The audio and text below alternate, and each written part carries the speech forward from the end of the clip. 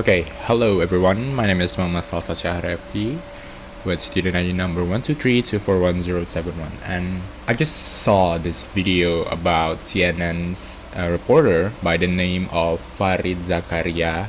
I don't know if I pronounced that right, but basically I just saw a video from the CNN's YouTube. So basically, it's just Farid's take on Trump administration's war on college. So let me give a background first. Okay, for the past 2 to 3 months, Trump administrations have been really put every colleges, especially Harvard, on the corner of their focus.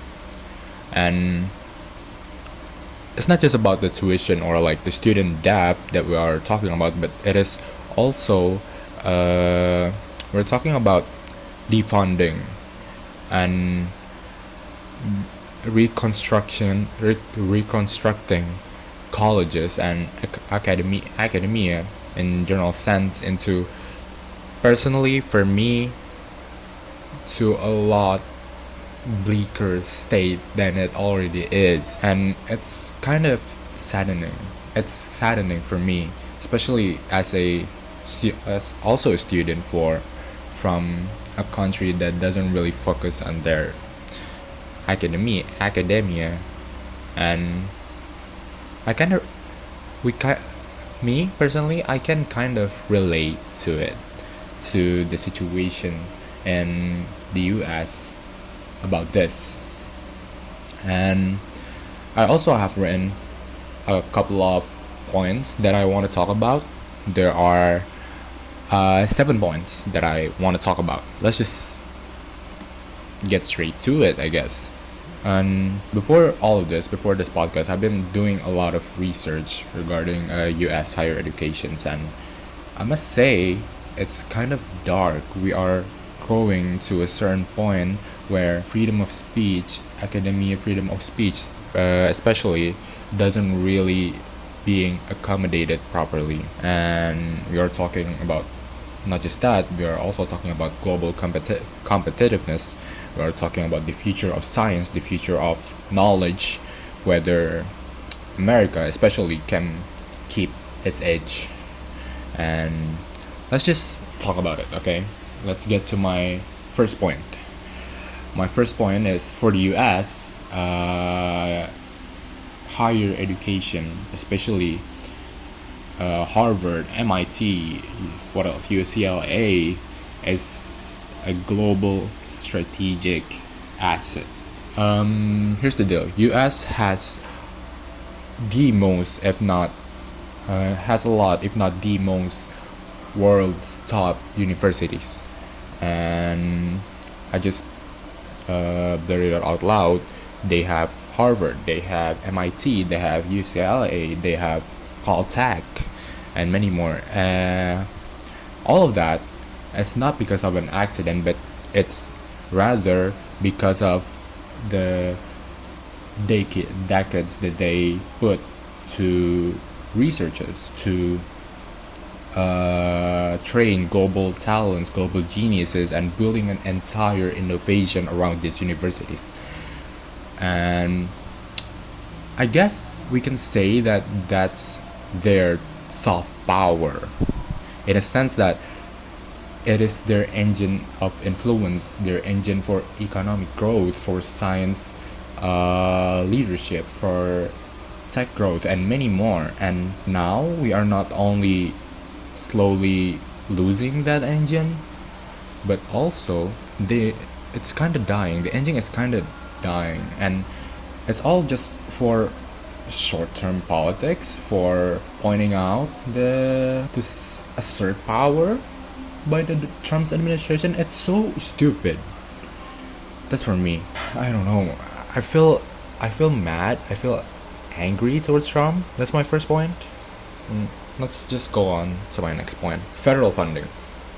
Basically, the universities in the US has a set of funding that they are getting, and most of them, if not a large portion of them, comes from the federal funding, and that fund now is being defunded, or like this being cut by Trump's administration. Funding is essential because it's not also it isn't about it's not always about the livelihood. It is about the livelihood of the university, but it is also the most important part of a university is the funding towards the research. The most important thing in sciences and humanities and art is not happening inside the corporate labs, but it is instead happening inside universities.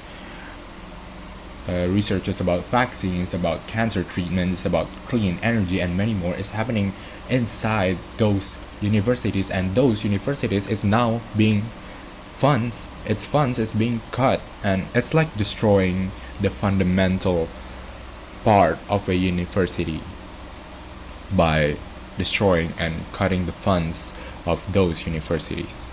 I guess let's move to my next point. My next point is research is expensive. In this capitalist society, research, unfortunately, is very, very, very expensive. And I'm not just talking about the salaries, I'm talking about the infrastructure, the building, the lab equipment, the storage, the manpower, electricity, compliance, many more. Those kind of stuff doesn't just show up in case we need them. We need money to grow things, to properly research, and there's like a growing push to cap indirect cost reimbursement by the federal government from 40% down to 15%, and it's insane. But in reality, this 15% doesn't even make up for nearly half of what it takes to do a research. And if we keep cutting that, the effect would be no high risk research, no program gets cut, students and scientists will just leave, because what's the point of doing that if they don't have the fund to begin with? Damn, there's a lot of unimaginable things that is happening around the world right now, especially in academia settings.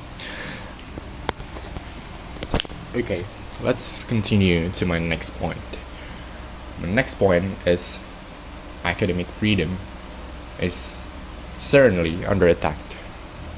And some people might just argue that there are a lot of ideological bias in campuses, but diversity matters. I know diversity matters, regardless of all of the ideologies. But here's the thing: censoring a certain views and gutting an entire program doesn't.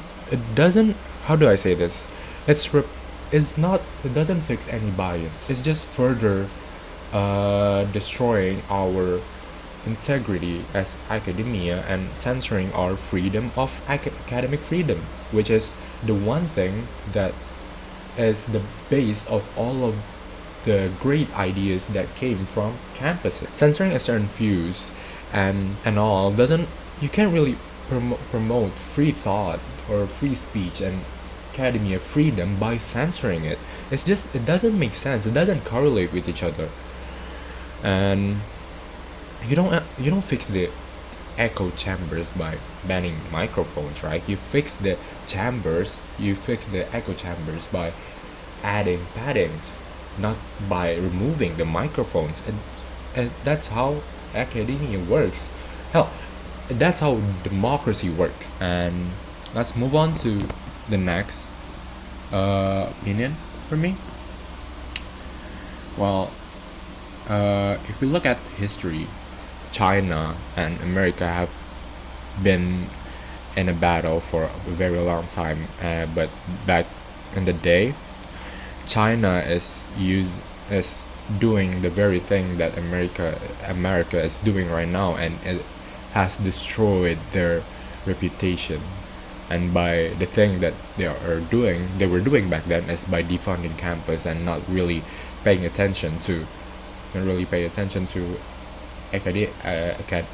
academia, and they learn from that, even though it does a lot of damage to their country, but they learn, and now they are fighting that. They are fighting the very things that they were doing. They are fighting underfunding, and they are putting works in their academia. Well, America is doing the very thing that China is trying to reverse. China is doing massive fundings on modern labs, on prestige universities, and there are a lot government supported innovation, and they're not just copying US, but they're also leapfrogging the US.